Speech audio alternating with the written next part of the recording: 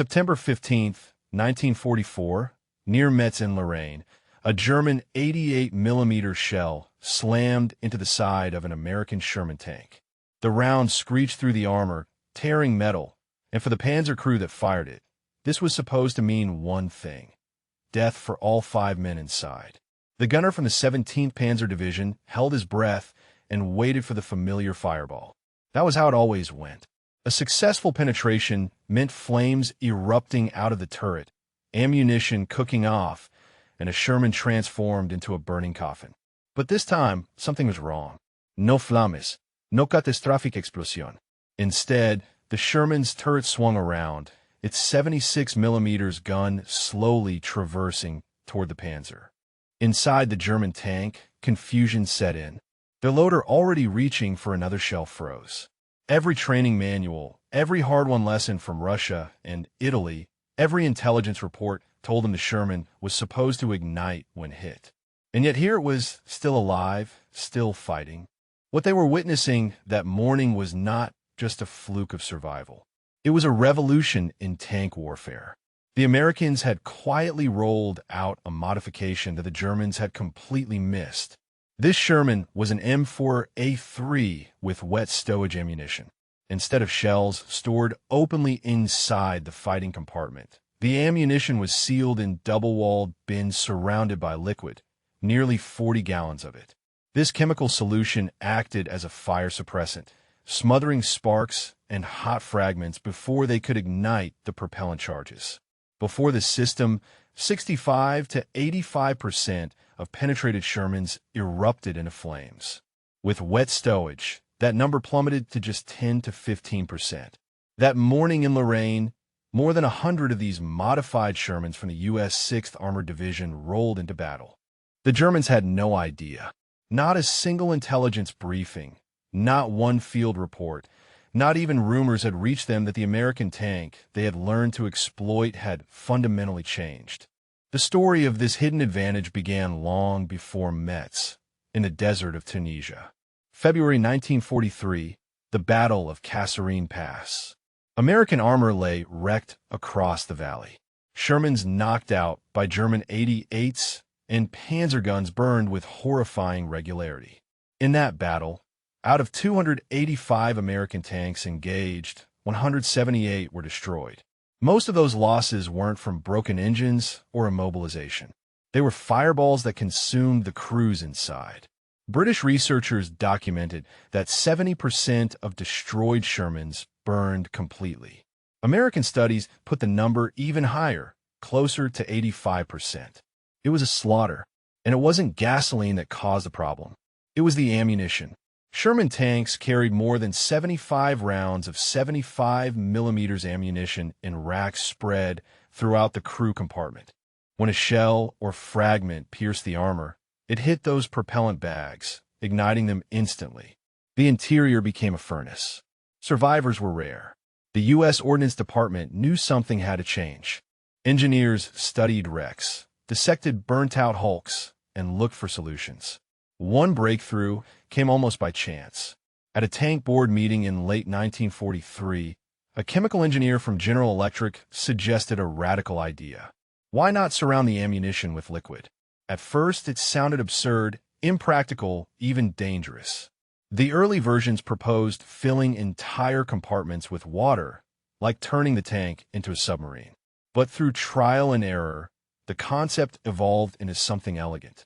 The ammunition would be sealed in double-walled containers, and those walls filled with liquid fire suppressant.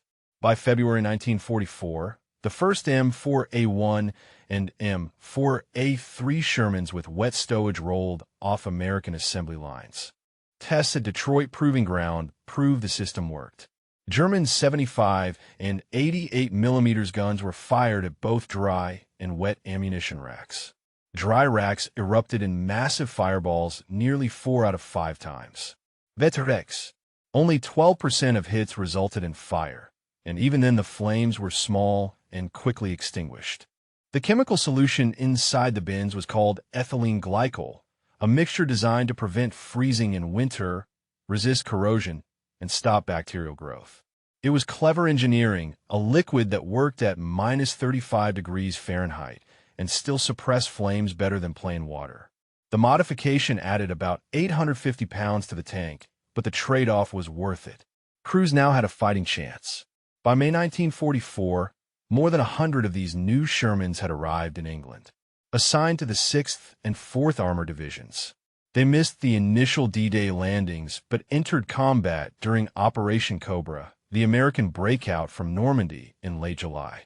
It was here that German crews first began noticing something strange. Their Panthers and anti-tank guns were still achieving penetrations, but Shermans weren't burning like before. Many were driving away after being hit. Others returned to action within days after quick battlefield repairs. For German intelligence, it was a nightmare they never even realized was happening. The truth is, German tank crews had been trained to target specific weak points on Shermans, locations where ammunition racks were stored in earlier models. Their manuals, range cards, and classroom instruction all emphasized these kill zones. But with the wet stowage redesign, those vulnerable areas no longer held ammunition. German shots hit, penetrated, but often failed to ignite anything. Frontline tankers reported this to their officers, but higher command dismissed the accounts as exaggeration or stress-induced errors. The doctrine was too ingrained and the German intelligence system too fractured to adapt. Meanwhile, American industry embraced the change with astonishing speed.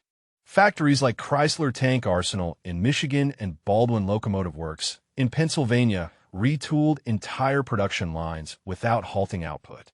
Thousands of wet stowage Shermans rolled out between 1944 and 1945. By summer, nearly all new U.S. tanks carried the modification. The Germans, however, continued fighting as if every Sherman was as vulnerable as it had been in 1942. The results were staggering. During Operation Cobra, American maintenance battalions recovered nearly 75% of knocked-out Shermans. Tanks that once would have been total losses were patched up and sent back into battle. German planning, which assumed permanent destruction rates based on old data, now consistently underestimated American strength.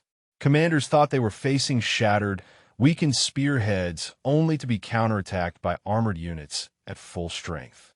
By the fall of 1944, the effect was undeniable.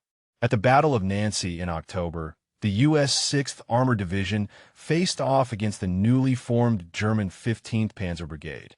Panthers and Panzer IVs scored dozens of hits on Shermans, but the Americans didn't collapse. Out of 164 Shermans knocked out, only 38 were total losses. The other 126 were repaired and returned to service, most within a week. German staff officers counted all 164 as destroyed, completely misjudging American resilience. This advantage carried through the rest of the war. From the brutal fighting in the Vosges during the Battle of the Bulge, where African-American crews of the 784th Tank Battalion kept fighting even after their tanks absorbed multiple penetrations, to the final push into Germany in 1945. Wet stowage kept American crews alive. In battle after battle, it multiplied American strength simply by preventing catastrophic losses. What's truly remarkable is that the Germans never caught on. They captured wet stowage Shermans, even operated them for short periods, but never realized what had changed.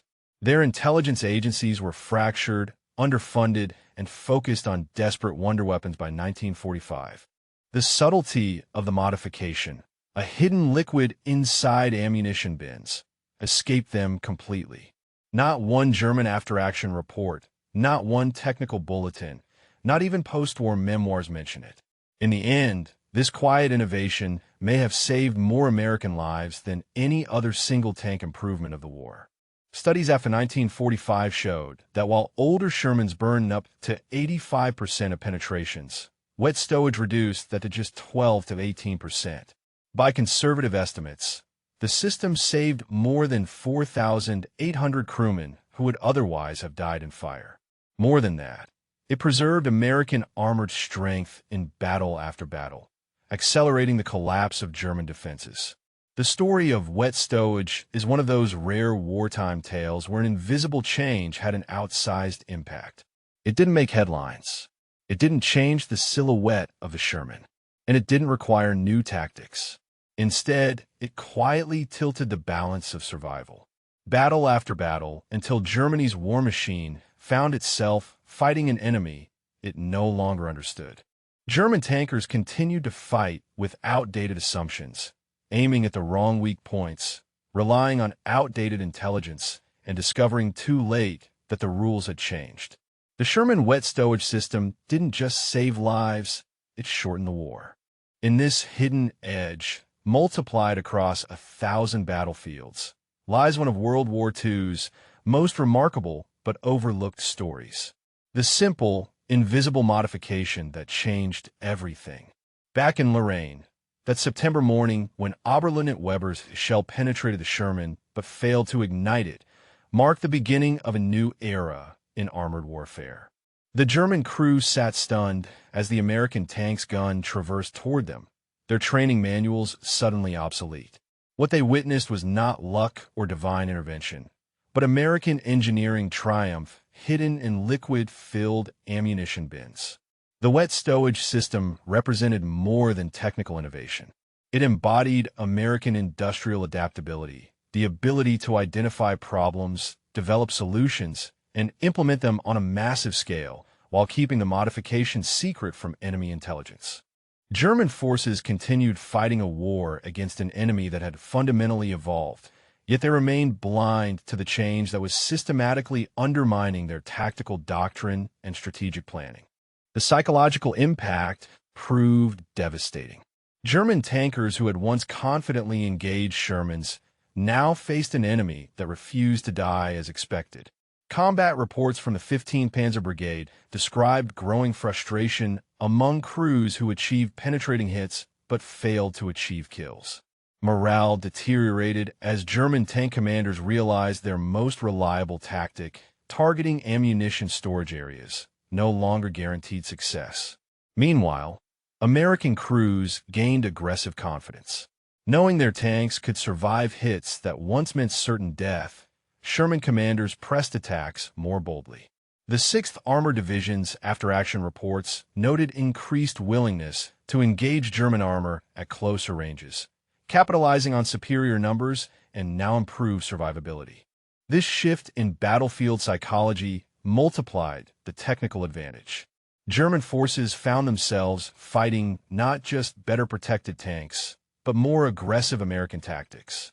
The wet stowage modification had transformed more than ammunition storage.